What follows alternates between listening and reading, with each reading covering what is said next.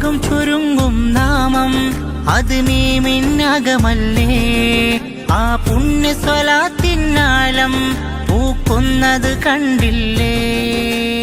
എന്റെയും നിന്റെയും നേതാവ് സ്വല്ലല്ലാഹു അലൈഹി വസല്ലം എന്നും കരുണ പ്രഭാമലരെ സ്വല്ലല്ലാഹു അലൈഹി വസല്ലം. ഏതും ഏതിലുമേറെ നിറഞ്ഞതും അർളു സമായിലുമാകെ പരന്നതും ഞങ്ങളുടെ നബിയല്ലേ, ഉടയോന്റെ ഹബീബല്ലേ.